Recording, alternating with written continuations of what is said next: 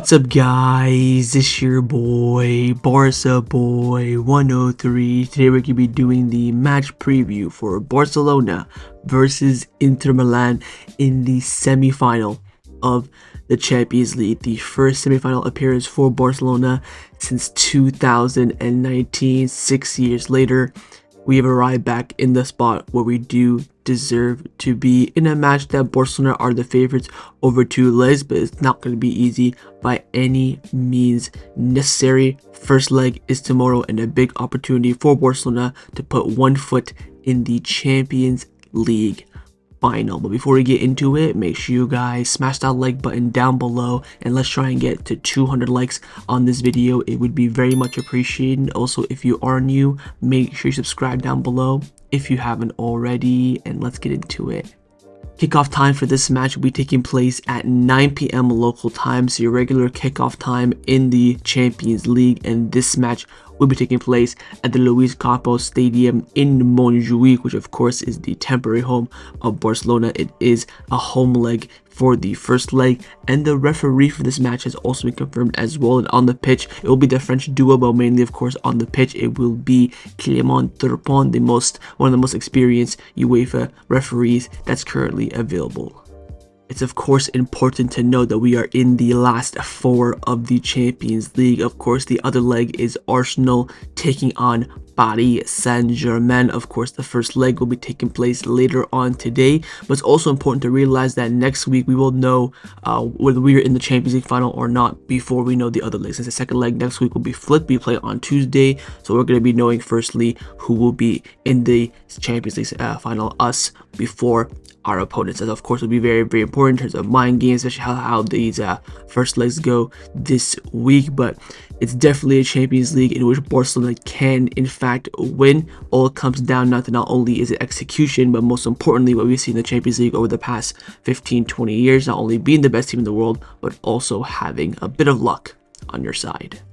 Let's now take a look at our opponents in Inter Milan. Of course, Inter Milan, one of the most historic teams in Italian football. They've been a fantastic team over the past 5 to 7 years. Of course, had that kind of banter era between 2012 to 2016-ish, but they kind of overcame that. Of course, were Champions League finalists in the 2023 season, where they lost to, of course, the treble winners Manchester City at the time. But I do want to discuss very quickly the last time we faced Inter Milan. It was actually in that season where they went to the final in the group stages, where we have of course played them twice in Xavi's first full season. We of course got knocked out into the Europa League in the end. But I wanted to just quickly discuss the 2 legs of that game. First leg was at the San Siro. We did lose 1-0. It was a Hakan Çalhanoğlu banger from about 30 yards, beating Ter Stegen, wonder goal. Barcelona were the better team over the course of the 90 minutes, without a shadow of a doubt.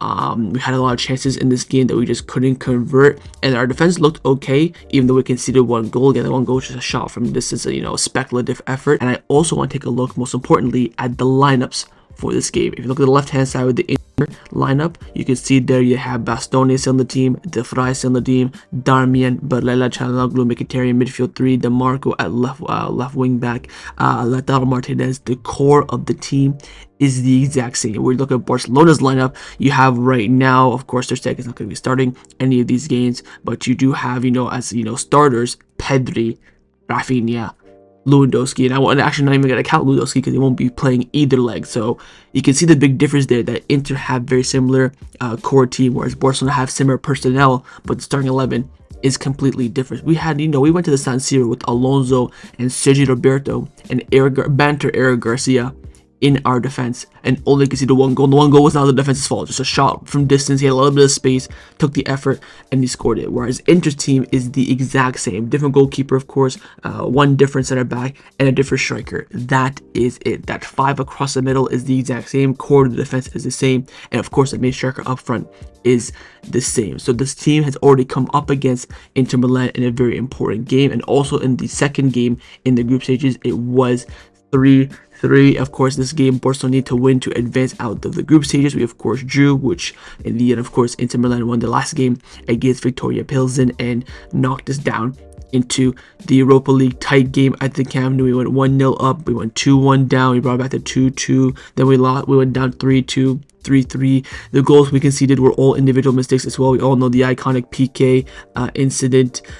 There's another one, I believe, from Eric Garcia made a huge individual mistake as well. I forget what the last one was. The goals that we scored, of course, was a nice well-worked goal, assist by Roberto into Dembele, and Lewandowski got a brace as well. And again, I want you to look at the lineups for this game. Again, from the Barcelona perspective, still in this game, we rocked up with Alonso, Eric Garcia, and Sergio Roberto in our back four, and of course, washed, retired PK. Look at that back four now compared to now. Jules Kounde, Araujo, the dream center-back partnership were both injured for both legs against Inter. The midfield as well, pretty similar to the other game, and of course the front three as well. Again, from this 11, Pedri, Raphinha are the only two players that will be starting tomorrow. You look at the flip side now, the Inter's team, the back five, it says it's Dzeko up front instead of Joaquin Correa.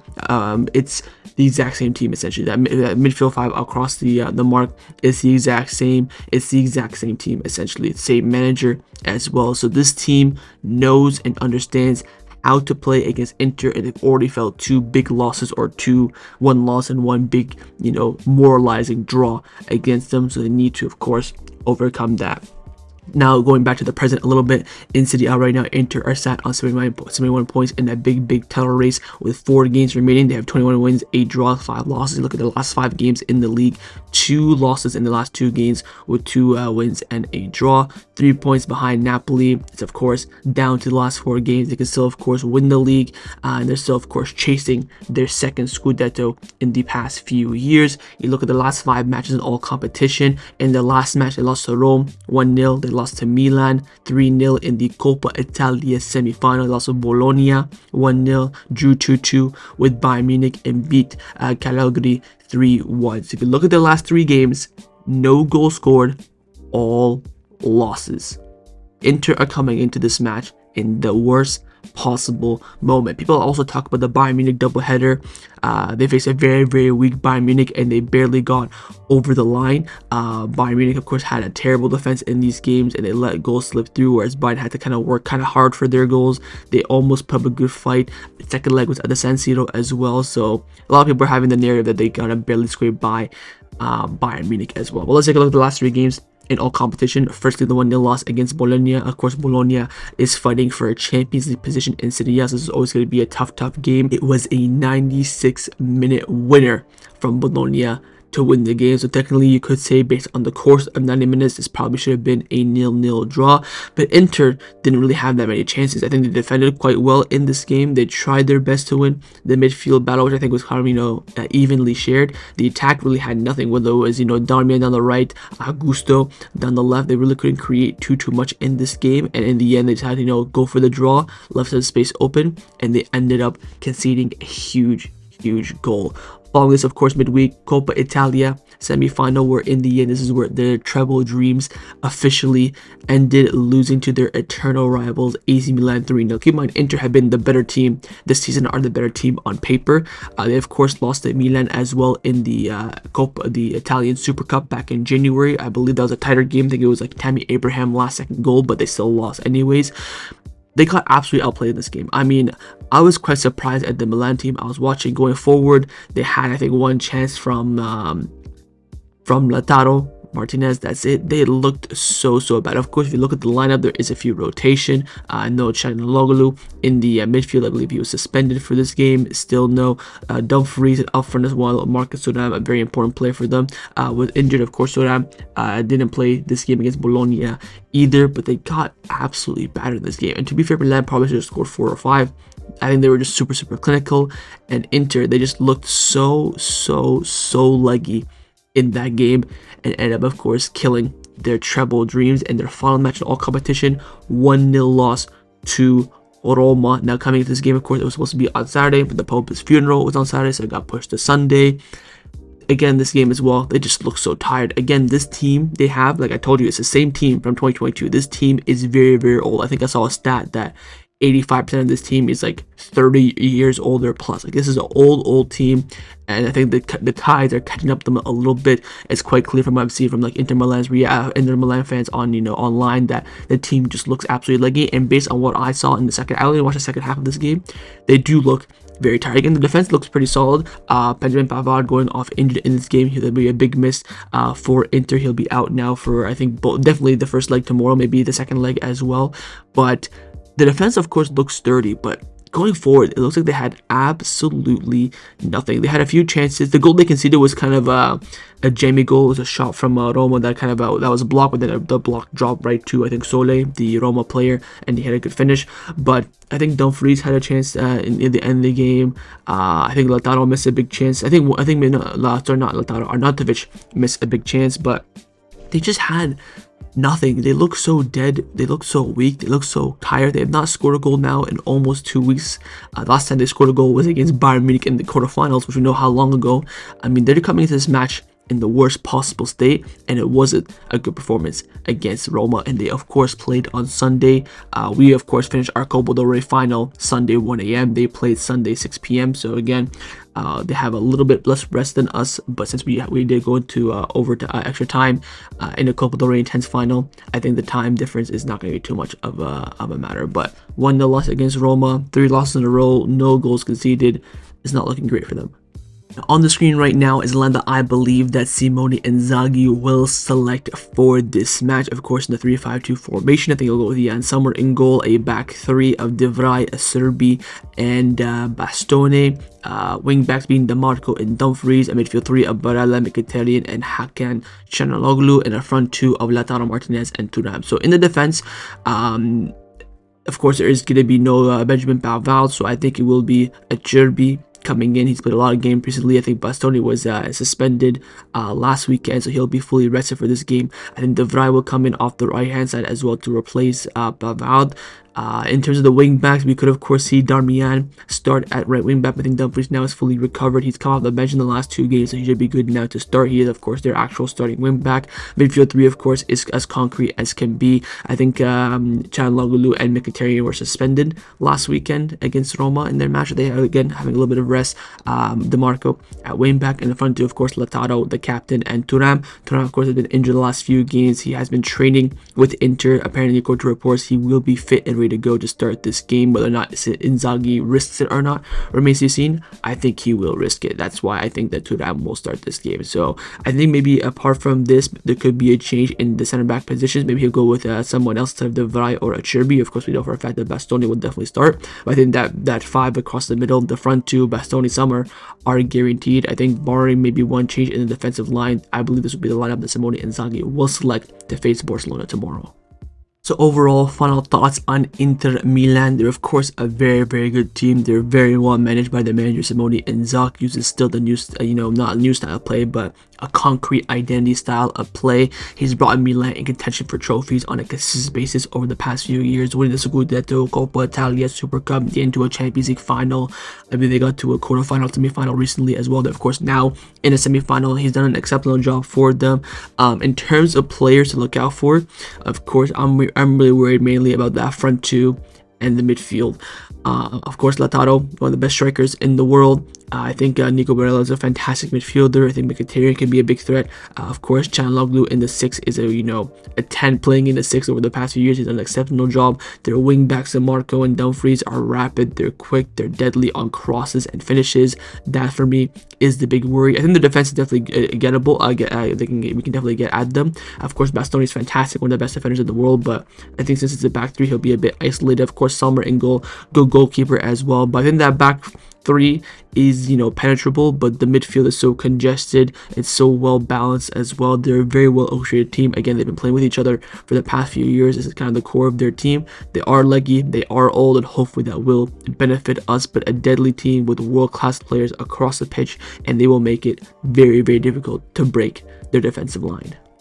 Now, a very quick update in terms of injuries heading to this game. Of course, Lewandowski and Balde, the only two first-team Barcelona players that are injured, and they're both set to miss the game tomorrow. Neither of them trained this afternoon in the first-team training session, so they're both out for this game. In terms of when they will come back, Lewandowski is eyeing the El Clasico in La Liga. He will not play either this game, Valladolid, or the second leg. He's eyeing the start for the Clasico after the second leg, so disregard Lewandowski whatsoever. With Balde, a bit more positive. He could have made this game, but Flick decided not to risk him. The plan is for him to get a few minutes against Valladolid this weekend and then start the second leg. So Balde's return is imminent. Again, we saw him celebrating the Copa del Rey trophy with little to no pain and a lot of mobility, which is good. But Flick decided to not risk him for this game, and he will be back for the second leg. But hopefully, he'll get a few minutes against Valladolid this weekend. So his return is essentially very, very close. Time now to get into the press conference in the Champions League, and of course we have firstly the player. The player selected for this match is Lamine Yamal, his first press conference as a Barcelona player. Of course, a player always comes to the manager in cup competition press conferences, and Lamine was selected today. So let's get and see what he had to say this afternoon in Barcelona for the presser. He came out saying that this is my first Champions League semifinal, so it's my first of many. So it's also the first of many of my teammates. We have a great desire to qualify for the final, and we obviously want to show the Barcelona fans that we're capable of it, and we'll give everything we have to achieve that. Asked about dyeing his hair and posting stuff on Instagram, I said, look, I just do it because I'm bored. People calling you cocky and arrogant, and look, as long as I win, they can't say anything to me. When they beat me, they can. So again, a little bit of arrogance there, but we'll take it. Inter, a very strong team. They know how to defend and counterattack. We must play like we always do and believe in ourselves. In addition to the players like Pedri and Raphinha, who's asked on who the most important players are in the team and who's done very well. He said, apart from of course Pedri and Raphinha, I believe that Inigo and Frenkie de Jong have also surprised me a lot. They are great professionals and are playing at an incredibly high level. He didn't mainly highlight specifically Frenkie de Jong. As a footballer, I want to be remembered both as a player and as a person. I want to be polite, which is what my parents taught me at home. My heart is currently weighing more than my legs. When you play a final against Madrid or a match like that, you give everything you have and more. Talking about fatigue there. At my age, few players can play as many matches for a team as Barcelona. What I value the most is my day-to-day motivation. Of course, I think this will be his 100th game for Barcelona, which if you think about it, it's mad. He only came in the first full season under Xavi. He played a game. I think he can come off the bench once. That was it. Last season and this season, 100 games. Insane. The atmosphere we experienced at the cup final, you have to go out and enjoy it. I take it as a good thing, and I'd love to experience it again. I don't compare myself to Messi. It doesn't make sense. I'm myself, and I want to follow my own path. He's the best player in the world. A Champions League final isn't the same context as playing a league match. You're playing for a Champions League spot in the Champions League final. He was asked about Inter. I really like Lautaro on counterattacks. They're one of the best teams in Europe. They're a team I like to watch a lot. And finally, he concluded off by saying that as a child, we experienced what Barcelona and the 2015 Champions League finals were like, and we want to have that feeling on the shirt going forward. And that concluded Lamine Yamal's press conference reaction ahead of the match against Inter Milan tomorrow. Time now to get into the press conference reaction of Hansi Flick, who of course spoke immediately after Lamine Yamal this afternoon at the Ciutat Sportiva Joan Gamper Training Center. Let's get and see what the Mr. had to say this afternoon ahead of the match against Inter tomorrow. He came out saying that Inter Milan have one of the best defenses in Europe. They have a very good midfield, and their forwards are very strong. It will be difficult, but we're ready. When you win a final against Real Madrid, it is very special. Now we're focused on reaching the Champions League final, the most important one. It's a dream. Today isn't the day to talk about the starting lineup because there's still one more day left. When you look at the Inter team that played on Sunday, they have less rest, but it's a Champions League semi-final and everyone will give 100%. He was then asked on the situation of the goalkeeper, saying that Tech, of course Szczesny, will 100% finish the Champions League campaign. So we will not unregister him to put Ter Stegen in. Maybe we'll change things in La Liga one day, but that's for the future. Now Tech will play in the Champions League. I think it's saying the fact that maybe we'll give Ter Stegen some brownie minutes if we win the league early, whatever the case may be, but this very much confirms to me that Szczesny will be a starting goalkeeper for at least the rest of the season. And then asked about Fermin's form recently, saying that Fermin is always an option for the starting lineup, but on Saturday we opted for another option. When he came in, he did brilliantly well. He's doing well, and he's playing at a very, very high level. Then asked about Kounde. It wasn't just Kounde scoring the goal. He also how he defended during the game as well, how he stopped Real Madrid. It was beautiful to watch. I crossed my fingers when I saw he was going to shoot it. Finally concluded off by saying that I think I'll coach the team next season. I've already said that I'm happy here, but there's no time to talk about that now. We're talking about how to achieve what's much more important. Of course, a lot of reports coming out recently that he has agreed to renew his contract for one more year at Barcelona. Of course, his current contract expires in 2026, so he basically said that I will 100% coach the team next season. And that concluded Hansi Flick's press conference reaction ahead of the match against Inter Milan tomorrow. Let's now get into the lineup prediction. We're going to start with the manager, of course, Hansi Flick. I'm going to try my best to predict his lineup. I think it will be pretty much impossible to predict, but very, very easy to get close. Of course, the lineup I think that Flick will select is on the screen for you right now. I think I'll go with Szczesny in goal, a back four of Kounde, Kubarsi, Ini, and Jonathan Martin. Midfield three of De Jong, Pedri, Olmo. Front three of Lamine, Ferran, and Raphinha. Of course, this was the starting 11 for the Copa del Rey final. I do think that Flick will make one, absolutely at the most, two changes. I just don't know where. It's of course probably going to be in the midfield and defense. I think that front three. I think the front three, goalkeeper, right back, is what's guaranteed. We could maybe see Araujo start. We could potentially see Inigo left back, which I think a lot of the fans really want, which I think is absolutely stupid. We could maybe see Hector Fort at fullback. We could see Gavi in the midfield. We could see Fermin start. We could maybe see Eric Garcia start in the defense or in the midfield. But I think there will be a change, maybe two, from this lineup. But I just don't know where. I don't know what. There's so many options that you could do. Of course, that front three is guaranteed. Of course, Ansu, Pau Victor are not starting this game. I think Kounde is pretty much guaranteed as well. I'd probably say Pedri's a guarantee. Probably Frankie and Pedri are guarantees. So I think maybe, you know what, one change he could make, probably the defense. Whether he brings in Araujo is kind of the big question mark. He may start Hector Ford. I don't think he will, but maybe bring in Araujo for either at center back or Araujo to put Inigo at left back. But barring one change in defense, I believe this will be the lineup that Flick will select for this match. But of course, in the comments down below, let me know what you think Hansi Flick will go with.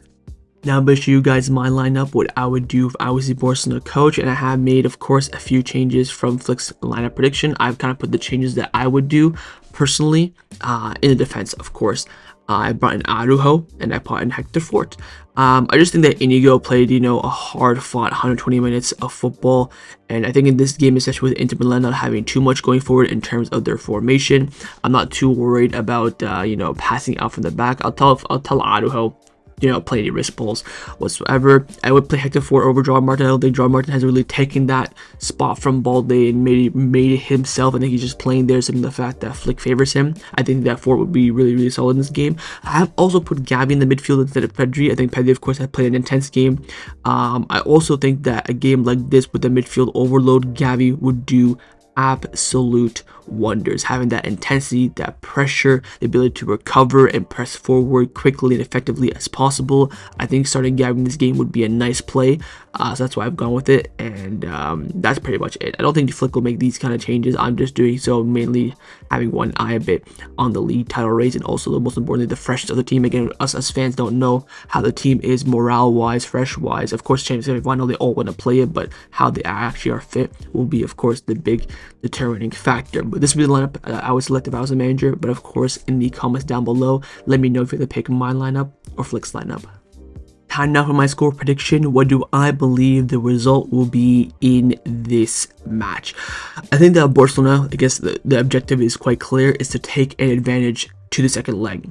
How big, how small the advantage is remains to be seen, but advantage going to second leg is what you need. All you have to do is need a draw next week to go through. I think Barcelona will win this game 2-1. I think it'll be, of course, be a tight game. I can see Barcelona keeping a clean sheet, but I can also very likely see us concede as well. It really comes down to the defense. I think the defense is rock solid. A 2-0 win would do absolute wonders. But I do favor Barcelona in this game. I think the only thing now is just what the scoreline will be. I think this is definitely a 1-goal game, whether it be a 1-0 Barca win, 3-2 Barca win, 2-1.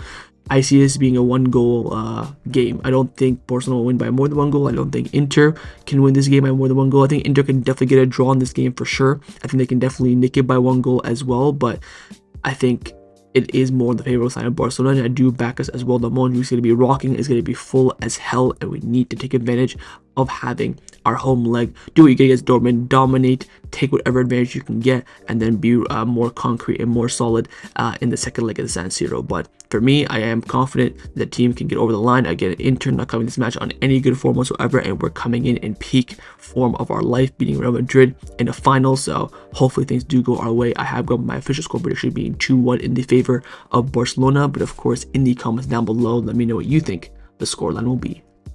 So that was a match preview for Barcelona versus Inter Milan in the Champions League semi-final first leg. Hopefully you guys enjoyed this video. If you did, of course, make sure you drop a like down below, and of course in the comments down below as well. Let me know your thoughts on everything we did discuss. The main thing I want to firstly, of course, is your score prediction, and secondly, on those lineups. Firstly, would you rather pick my lineup or Flick's lineup? What do you think Flick will go with? What would you go with if you're the manager? Leave me all your thoughts down below, and of course, make sure you guys subscribe down below as well if you haven't already, and I will see you guys tomorrow for the live watch along. Set the reminder on the screen and come and join me and watch the game with me, followed after the match by my match review. So I'll see you guys tomorrow. Huge game ahead, and hopefully we can have an advantage going into the second leg next week. Take care and Forza Barca.